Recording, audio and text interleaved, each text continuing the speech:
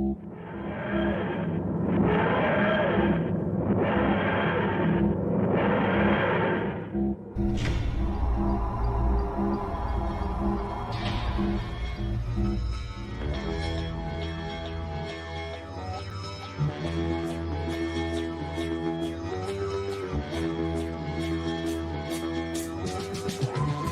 cross the void beyond the mind, the empty space that circles time. I see where others stumble blind, to seek a truth they never find. Eternal wisdom is my guide. I am the Doctor.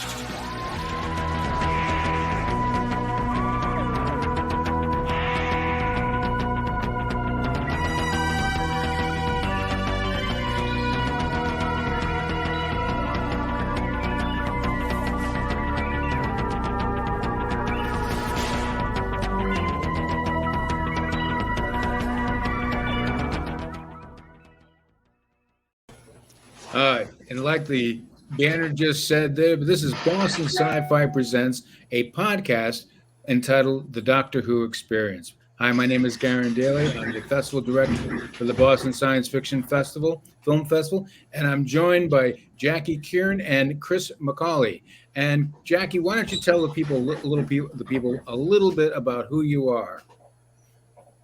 Hi, I'm Jackie Kern, and I'm having fun working with the Boston SciFi Film Festival this year. I'm making the Time Traveler's Ball into a really fun experience, and I hope a lot of people can come. And we'll give people details about that in a bit. And Chris, why don't you let folks know who you are? Hey, I'm Chris McAuley. I write sci-fi, fantasy, and horror. Probably most famous for working with Bram Stoker's great-grandnephew, Decker Stoker, on our Stokerverse brand. I also write Worlds of Doctor Who, audios in the world of Doctor Who, comic books, and short stories. Cool. So when I did my research for this, I knew that Doctor Who started on November 23rd, 1963. What I didn't know at the time was that it was delayed by 80 seconds. And the 80 seconds delay was so that the BBC could inform everybody out there that John F. Kennedy had been assassinated. Yes. And I didn't know that at the time. And it seems to be, I don't know if it's any auspiciousness to that, but it is a unique piece of trivia when you start thinking about that this is the longest running science fiction film TV series, according to the Guinness Book of Records, in the world. And I'm wondering why? What is it about Doctor Who that resonates so deeply within so many generations, encompassing from 1963 to 2023, when it's going to be 60 years old? Jackie, do you have any ideas about that? Oh, I'm a little young to have ideas about that, but let's see. I definitely enjoy the fact that not just switching who the Doctor is, but switching who the writers and producers and filmmakers are, and the evolution of the effects that go with sci-fi has kept it alive. They didn't get stuck because they could keep changing. And Chris, what do you think? I think it's got a lot to do with the genres that the show works in. You know, originally Sidney Newman wanted Doctor Who to be all about the history, you know, because the first serial 10,000 BC, or An Unearthly Child, as it was later called, was all about Neanderthal man, and he was adamant. He said no bug-eye monsters. He wanted it to be a show that was educational, and you get that throughout the first Doctor's sort of tenure. You've got a lot of historical drama in there with Marco Polo, the Crusades, Romans, all that kind of stuff. It's fantastic. And then you've got, the era of the third Doctor, and a lot of that's quite military, the unit stuff. So you've got military sci-fi in there. The fourth Doctor, you've got gothic horror. The fifth Doctor is kind of strange because there's a lot of whimsy in there. There's a lot of fantasy and whimsy with his stuff. I mean, my favorite there is the seventh Doctor, and there's actually a lot in the seventh Doctor that's linked to Lovecraftian things, like Curse of Fenric, for example.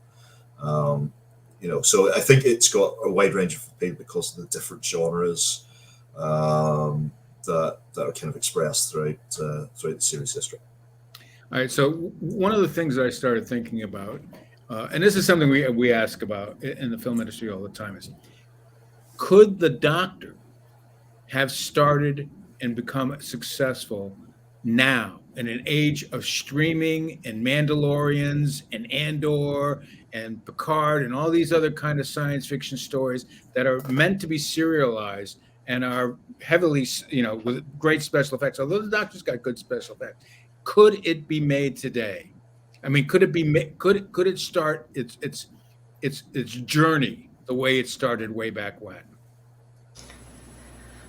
The BBC could certainly bring a little sci-fi to life if they wanted to. It all comes down to, who your fan base is, and if you grab their hearts just right. I think that we've lost a lot of the TV sci-fi shows that we had, but we could bring them back.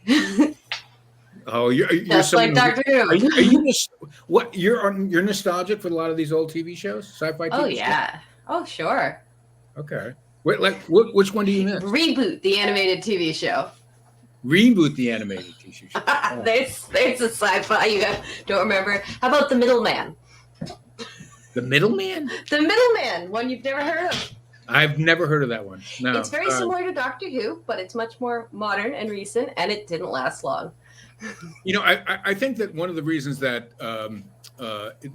Doctor Who has been successful is that it has this built-in regeneration, so that when it's going to, that it's going to change and it's going to be different, and they can adapt to it. And I think, Jackie, you mentioned it earlier. It's not only just the face; it's also the writers as well. And here's a clip of one of those regeneration scenes. And when we come back on the other side, I want to talk a little bit about that. Laugh hard. Run fast. Be kind.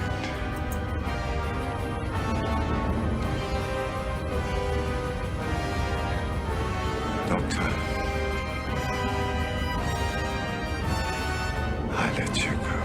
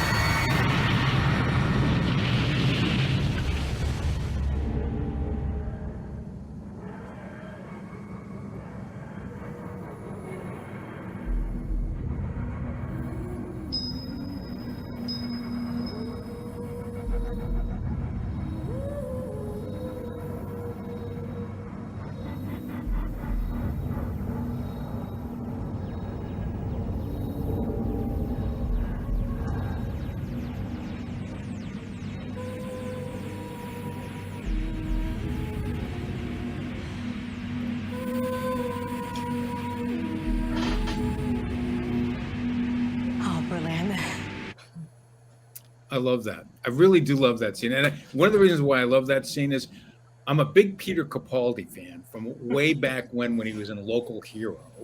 And I'm a really big Jodie Whittaker fan. When I first saw her, and I think it was Broadchurch, which is the BBC show, and I kept going, wow, that's a really good actor, So now to see those in the Doctor Who thing, it really just kind of took my interest. But I wonder, is the Doctor an ideal for the times? Because I think we talked about it a little earlier. So I was talking to someone earlier about this. I mean, we look at Casablanca.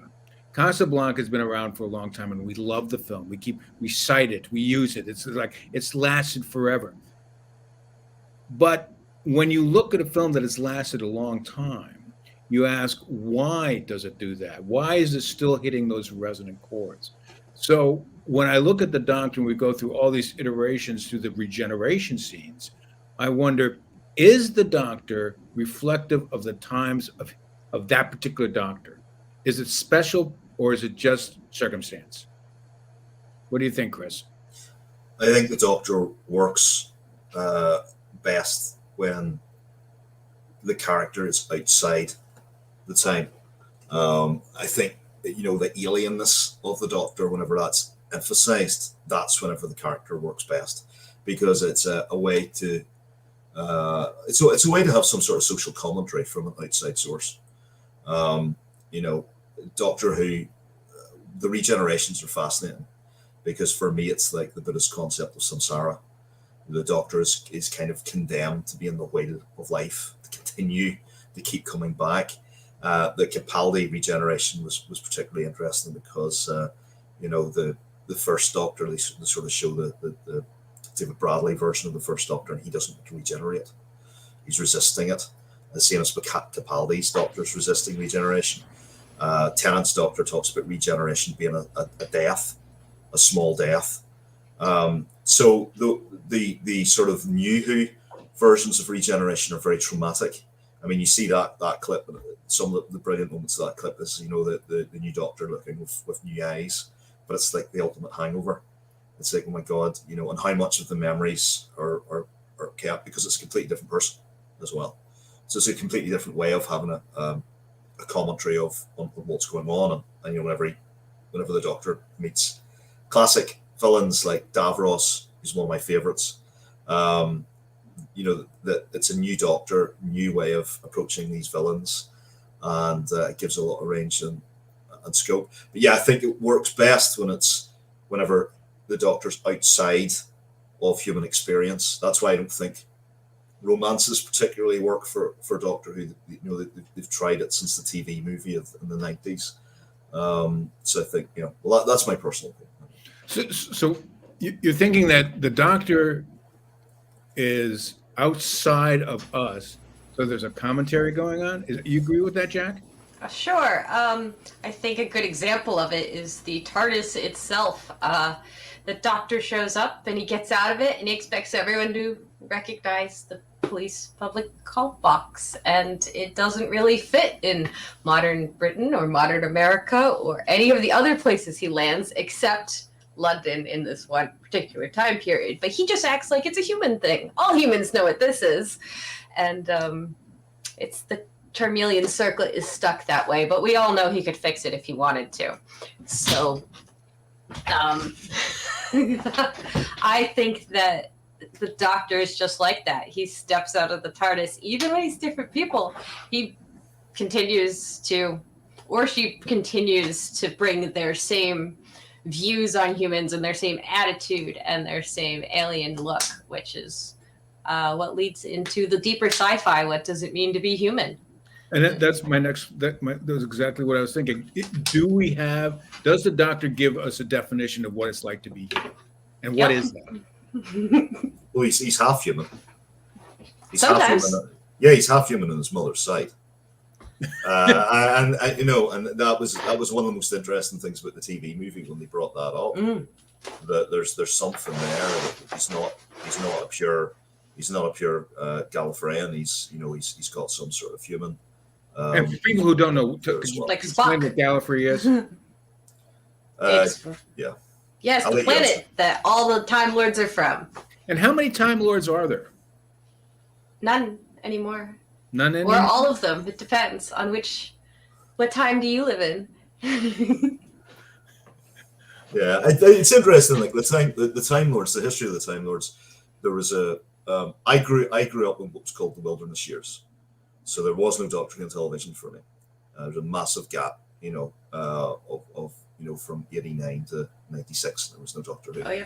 So I grew up with the books, and that was how I was introduced to Doctor Who lore. And Virgin Publishing created a series of books called The New Adventures, and one of the books was called Lungbarrow, and it was all about the Time Lord Society and how Time Lord children were born in looms and all sorts of things. And it's fascinating because the genesis of the Gallifreyans. There's Gallifreyans who are not Time Lords. It's a very structured, tiered society. Yeah, because you've got Time Lords who are different because they've got genetics to be able to withstand the vortex, and that comes from two stellar engineers, Rassilon and Omega. And Omega may have been betrayed by Rassilon, and then he's kind of thrown out into this sort of like almost like this shadow dimension. You see that whenever he kind of appears. I think it was one of the Fifth Doctor stories. The episode.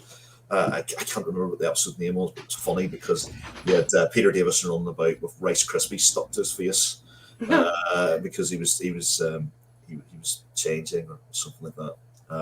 But yeah, it's a fascinating, a lot of lore with the Time Lords, and then of course we've got these new sort of ideas about the Timeless Child or whatever that is, and it's constantly evolving. The Gallifreyan story, it's the time war, and then they come back, and now they're all Cybermen.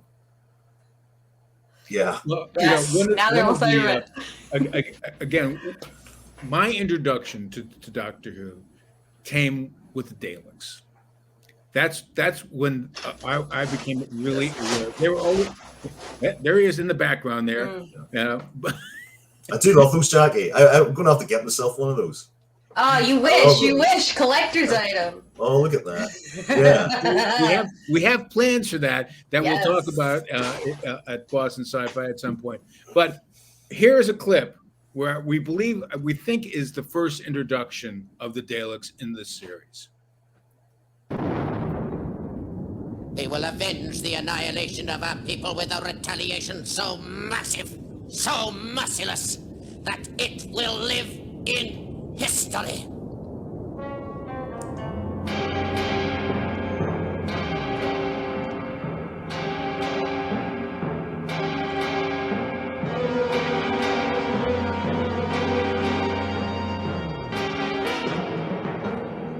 Let the vengeance begin with the death of the arch traitor, the Thal spy, Ronson! No! Davros! Exterminate! Exterminate! No! Exterminate! No!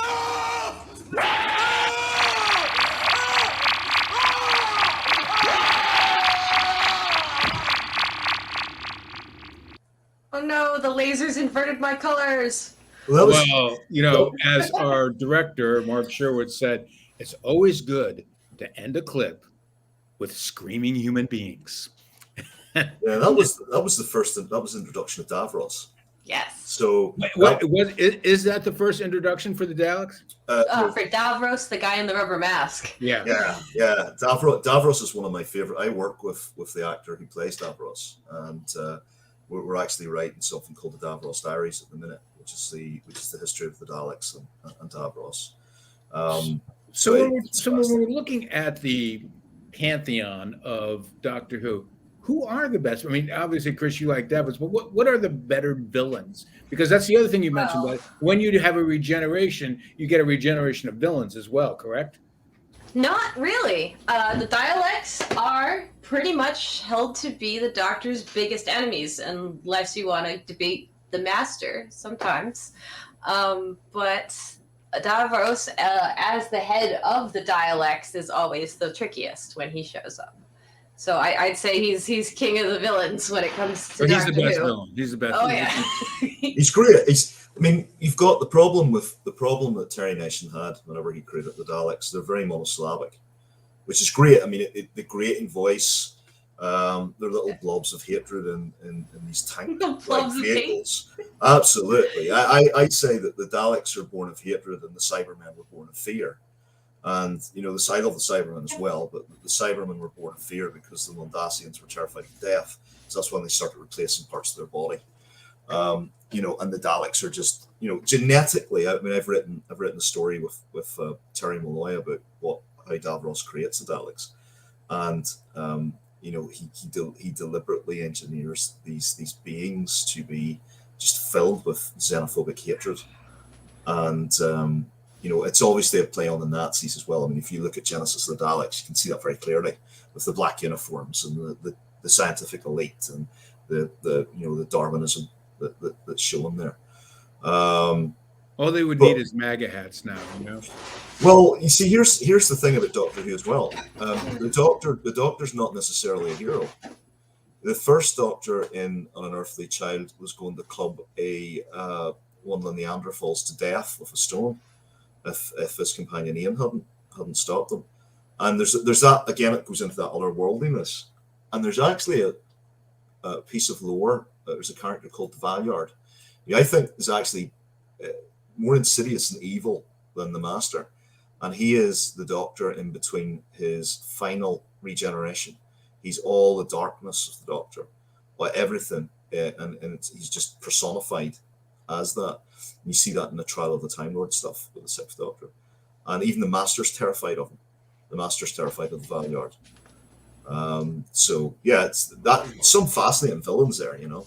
Well, let me ask you this though: the Daleks have become cultural icons. I mean, you know, you see cartoons with them. You see, you know, you go exterminate. People know what you're talking about, even if they have no idea who Doctor Who is. What is it about the Daleks that have created that kind of mystique around them? I mean, they're just villains and the robots, you know. They used to be scary. They used to be scary. Used to be quite scary. Used to be. Now they're not. Yeah.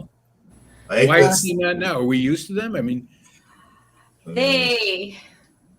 Yeah. Yeah. Go ahead. Sorry, Jackie.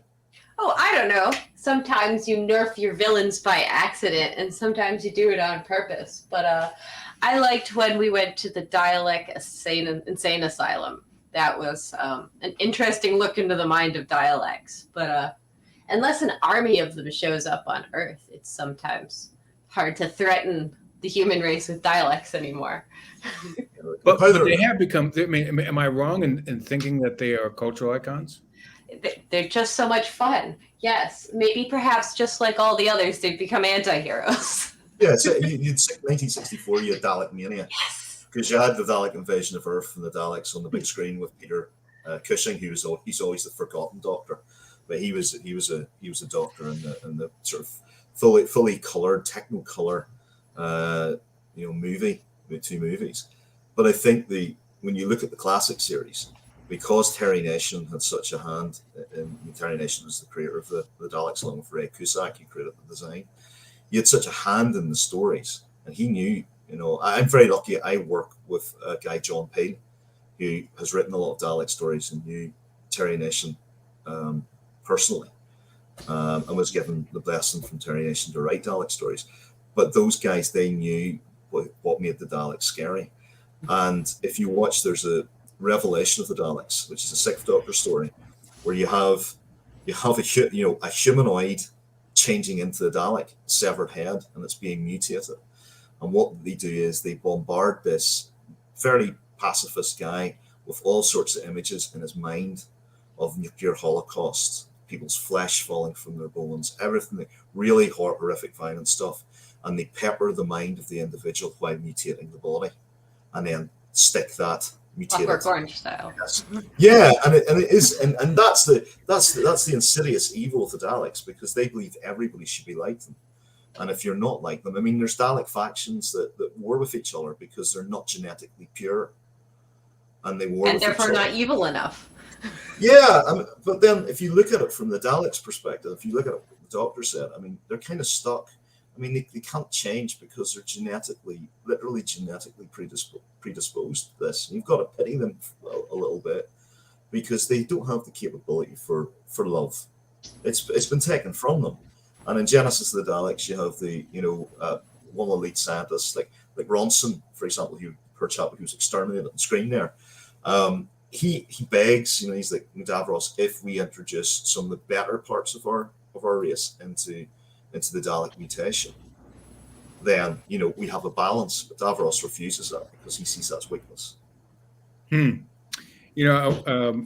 think we could talk a little bit more and longer about the Daleks and how incredibly interesting they are, but I want to go back in time to the first Doctor and show you a clip of the black and white Doctor and some observations that I had, and I'd like to bounce them off you guys. So here's a clip from the first Doctor. You think you're being rather high-handed, young man? You thought you saw a young girl into the yard. You imagine you heard her voice. You believe she might be in there. It's not very substantial, is it? But why won't you help us? I'm not hindering you. If you both want to make fools of yourselves, I suggest you do what you said you'd do. Go and find a policeman. Or you nip off quietly in the other direction. Selfie. There's only one way in and out of this yard. I should be here when you get back. I want to see your faces when you try to explain away your behavior to a policeman. Nevertheless, we're going to find one. Come on, Barbara. What are you doing out there? She is in there. Close the door, please. But Barbara, what you like?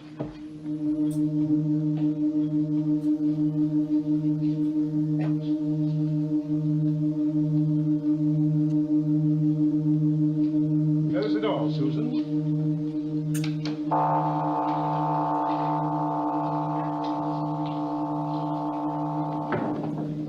I believe these people are known to you. They're two of my school teachers. What are you doing here? They must have followed you. That ridiculous school. I knew something like this would happen if we stayed in one place too long. So these are the two things that I took away from that clip. And that's what I try to do, is I try to take something away so that we can talk about it.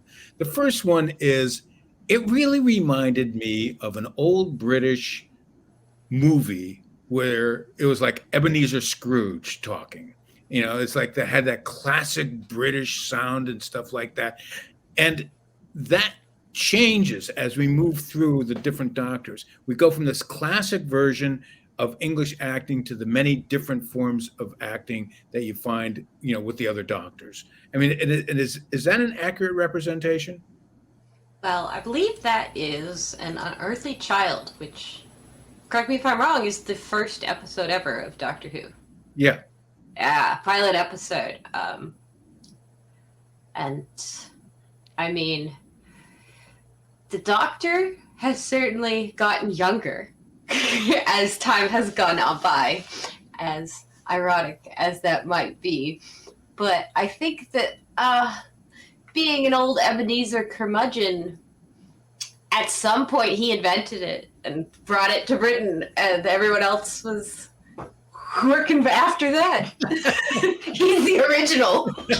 Well, it might surprise you. So you're saying, so let me see if I got this straight. You're saying that doctor brought Ebenezer Scrooge and inspired Charles Dickens to write, you know, okay. Yeah, there's an episode where he meets Charles Dickens. It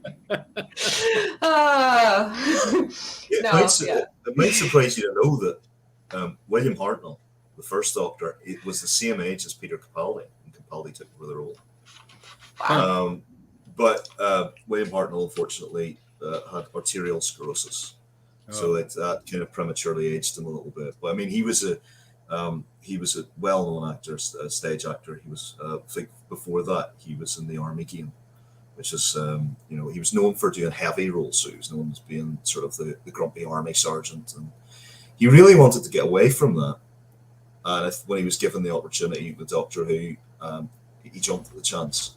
You know, I take exception to the portrayal of William Hartnell in the classic, New Who, because he's seen as, you know, being quite grumpy and all sorts of things like that. And he's not. He's actually quite soft. He's outwardly, there's that at the start, but in one of the serials called The Aztecs, there's a woman who falls in love with him and gives him a brooch, and you actually see him wear the brooch. Now he can't, you know, he doesn't reciprocate the love, but he understands that. There's actually a gentleness as well, because that young lady that you see there is his granddaughter Susan. It's a very good episode too, the Aztec one. It's just brilliant. That's a great start. It's brilliant. It's lovely, and I think to pay tribute to Bill Hartnell, like Doctor Who, Bill Hartnell and Patrick Troughton basically crafted the Doctor with Troughton after the regeneration. Troughton would have been arguably the most important, because after the first regeneration, if audiences hadn't have gelled with the new Doctor, regeneration would have worked and the show would have failed. Hartnell was obviously important because he crafted the character of the Doctor, and that's why I do take a little bit. I get quite offended actually from the classic Doctor. I get quite offended by when I see when you take one, and I think David Bradley's a brilliant actor, but I cringed when I saw his interactions with Bill, you know, and young lady, I'll take you across my knee and give you a spanking. He didn't speak like that. It's true. It's true. Like that, and it's nonsense. And I think unfortunately that's you know unfortunately that's how, you know, New Who fans will see the first Doctor, and he's not like that at all. So if you're watching this and you want to look back and look at classic Doctor Who, and you want to watch the first Doctor, you watch the Romans, watch Unearthly Child, watch the Aztecs, watch 10th Planet, which is where he regenerates, and that's when you first meet the Cyberman. And he gives this famous speech when he sees the Cyberman. He says, "Have you no emotions, sir? No pity, no love, nothing." You know, and it's a fantastic speech. It's up there with Capaldi's speech about war. You know, it's fantastic. So yeah. Yes. Well, I've recently been thinking if I should or should not watch each of the 10-year anniversary specials, one after the other. There's a 10th, the 20th, I think a 30th, 40th, and I know the 50th. But in this next, of course, will be the 60th year anniversary of Doctor Who. Very exciting. And there's a new Doctor. Yep, and a new Doctor go with it. So I think it'd be a fun time to screen all of the 10-year specials. Go for it, yeah. Go ahead, Chris. Go for it. I mean, I tell you, my favourite is Silver Nemesis, the 7th Doctor's Cyberman one. I think awesome. What was it, the 30th? Hey, it was the 30th anniversary. And I got to track that one down still. It's really, really good. Here's one of the questions that again, I wanted to ask you guys is the Doctor moral? Is he a moral creature? M-O-R-A-L, moral. I mean, as moral as humans, perhaps less so. But he's not a human, right? He's half human on his mother's side. But he has the same ability to conscience as us. But is he a moral avatar? I mean, is he that way? I mean, can we look to the Doctor for help in a dark time and give us the right answer? It changes episode to episode, not even season or Doctor to Doctor. Episode to episode, sometimes he says, "I'm here to save the human race." Sometimes he says, "You know what, humans? You got to figure it out. I'm stepping back." Yeah, I think it's actually it's interesting because, you know, the show gives, if we say that the Doctor's moral authority, the show is giving one individual moral authority, which is extremely dangerous, because we base then the morality on one individual. I mean, the Doctor's not averse to using guns. I mean, he's used guns. He's killed people. He's killed like, you know, the whole line of, you know, "Fear me, I've killed all the Time Lords." And the Matt Smith incarnation says that almost like struttingly. You know, it's like, "I've killed all the Time Lords." You know, and then you have these moments humble of, you know, brag. Yeah, and then you have like the tenant incarnation whenever he's up against the Queen of the Arachnos, and he's quite prepared to just watch her burn to death. All right, so he is. I want to show you our last clip, okay? Because I think it kind of encapsulates some of this paradox that's going on that you're talking about here. So here's our last clip. You said Guardians of the Edge. The edge of what?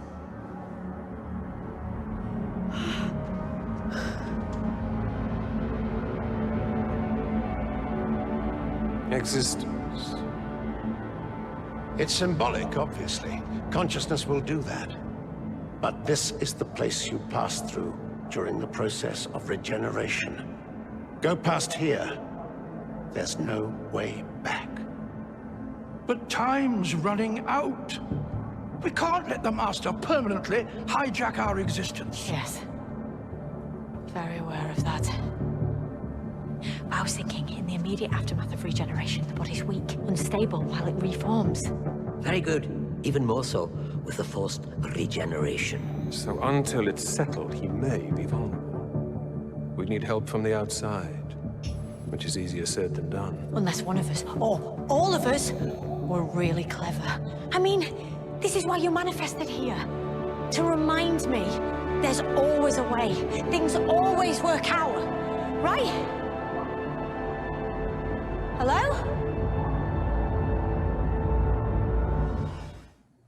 Do things always work out in Doctor Who? Yes or no? He can't give us a yes or no. Yeah. You can't Things get are it. always. Well, that's it. It's a paradox, right? Yeah. I mean, it's a drama. You can't as as somebody who writes drama, you can't have like it's all going to work out all the time. I think it works out for the Doctor most of the time because they engineer it so that it does.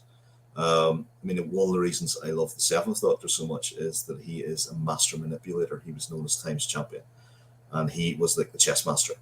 So he was using time travel to sort of position pieces, and he used Ace, he used his companions to make sure that he won, even to the point of breaking their hearts.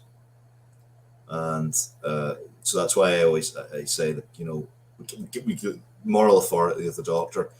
They are very sure of their moral authority at all times, and they don't like it challenged. Time Lords. I think the Doctor in particular. Yeah. I think the Time Lords are sort of the Time Lords are like the gods of the galaxy in some ways, or they believe that they're gods of the galaxy. Of course, there's older things out there than the Time Lords. The great vampires, for example, that they fought way back when. But yeah, it's an interesting question, Garen. I think it works out. I think it works out for the Doctor, but maybe not for the companions, and maybe not for the other races that he encounters.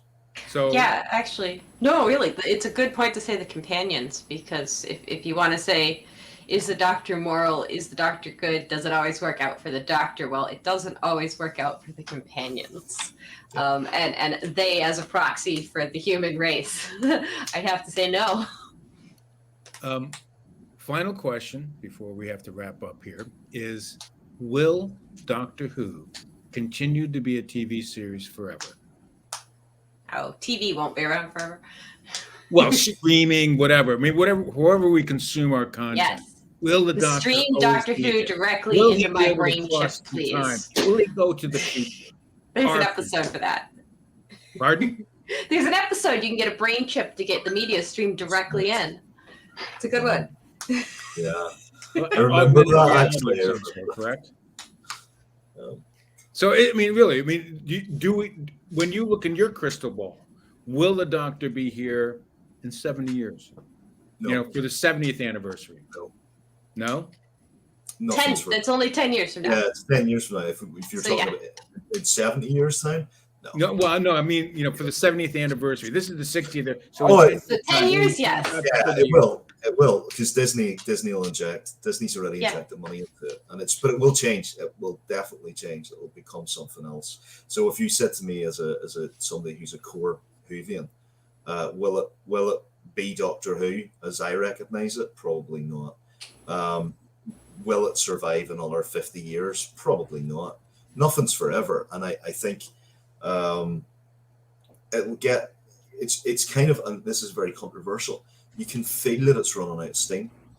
There are moments that, and with the injection now of Russell T Davies coming back and the team from 2005 to 2010, that's given it a shot in the arm again, because we want to see David Tennant again. Everybody wants to see what Tennant's going to do. It's going to be a new interpretation of the Doctor, completely new interpretation of the Doctor. So that's going to be interesting for fans, for nostalgic New Who fans, and to see how David's going to do it. But when we go further on, there's going to have to be changes. I mean, the third Doctor, what they did between the second and the third Doctor to sort of freshen it up was that he was trapped on Earth, and you had Earthbound stories, and then each kind of iteration there has to be a little rest. So I think Doctor Who's eventually going into that rest period again, and then it might come back in a different format. It's very controversial. Who fans will probably not like saying that, but well, I mean, Star Trek, Star Wars, they're all living on in different iterations. Yeah. Why absolutely. not? Yeah, absolutely. Anyways, we have to wrap up, and I want to thank you guys for joining us. Jackie, why don't you tell people a little bit more about our plan for the Time Travelers Ball? All right, on February 15th at the Somerville Theater Crystal Ballroom, we're having a very special event. It is the first time we're hosting a kickoff event for the Boston Science Fiction Film Festival. It is the Time Travelers Ball, a Doctor Who themed dance and experience where you can come in. We'll have a costume contest. We'll have trivia, prizes, DJs, dance floor, and photo booth. It's going to be night to remember. So I hope that a lot of people who love Doctor Who will be there. And just for me to add, as the festival director, watching Jackie work on this, it's a joy. I mean, it's amazing to see the energy and love that she has for Doctor Who and have it translate into an event that we believe is going to be really, really grand. And Chris, you're obviously invited as a friend of the Boston SciFi, but what are you working on right now, man? Jesus, a lot. I'll run through the Doctor Who stuff. So I'm working with Terry Malloy on the Davros Diaries. I finished work on a sequel comic to the Third Doctor of the Demons. I was involved in an anthology called Shadow over Gallifrey, which is coming out in January, February time. Obviously, I'm continuing work with the Dracula stuff. So Decker and I have issue 2 and tell people who Decker is. Yeah, Decker's the great grandnephew of Bram Stoker, who created Dracula.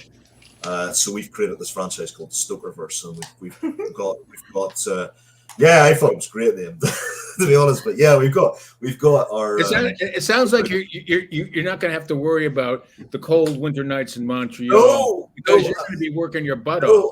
Yeah, and I've got the sci-fi. I've created the sci-fi universe with the stars of Babylon 5. So I'm working with Bruce Boxleitner and Claudia Christian and Pat Talman and Peter Jurczyk, and we've crafted this thing called Dark Legacies. So the first issue of that comic is coming out end of December. And is that based on the Babylon 5 series? No, it's something completely new. It's something that Claudia and I actually created. It's its own thing, and it's got we've already signed video game deals and tabletop game deals, and so next year is kind of going to hopefully explode, along with the Babylon 5 projects that are going to be revealed next year. I have to be very careful what to say, but yeah. So there you go. Well, anything we can do to help promote you, we will be happy to do that because we really appreciate the fact you came on. Just a little bit about Boston Sci-Fi Film Festival. We're having our 48th iteration, February 15th through the 20th of 2023. We'll not only have the Time Traveler's Ball, but we have this wonderful thing called Asimov's Robots, which is an old 1988 VHS home game that we've digitized and reconverted into an in-theater live game show. And we're hoping people will join us. And then, of course, our signature event is the oldest binge view in the U.S. called the Marathon, where we do 24 hours of nonstop films. And it's like, can you make it? Are you old enough to stay awake all night?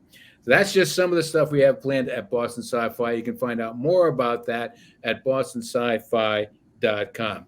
I want to thank our guests, Chris McAuley and Jackie Kern, for joining us today. I want to thank our production staff, Mark Sherwood, the man doing all the directions, and our new producer, Irene Reyesete. I hope I pronounced that name right. And I want to let you know that you can find this podcast on Spotify, Amazon Music, iHeart, Google Podcasts, and wherever you get your podcasts.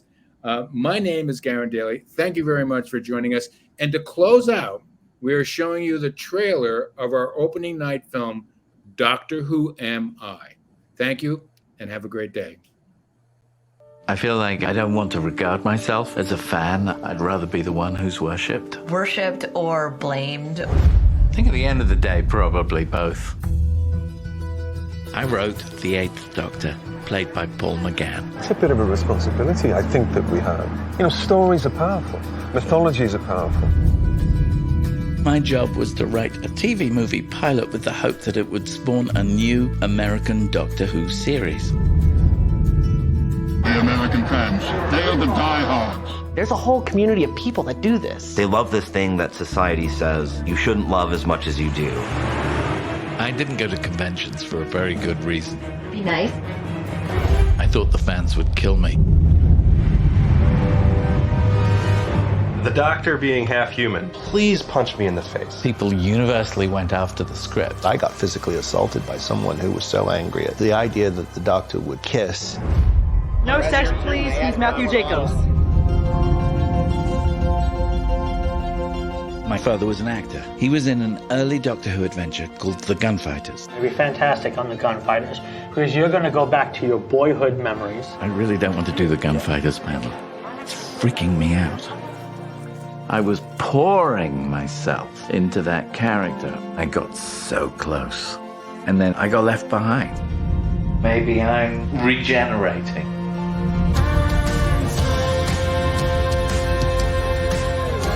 Doctor Who has helped a lot of people find who they are. This is a giant family, and it's full of love. The sense of community and companionship. That's what I enjoy the most about it. You go for the fans. You're a part of this now. I think at the end of the day, I'm a bigger fan than I knew. At some point or other in our lives, we all ask the same question.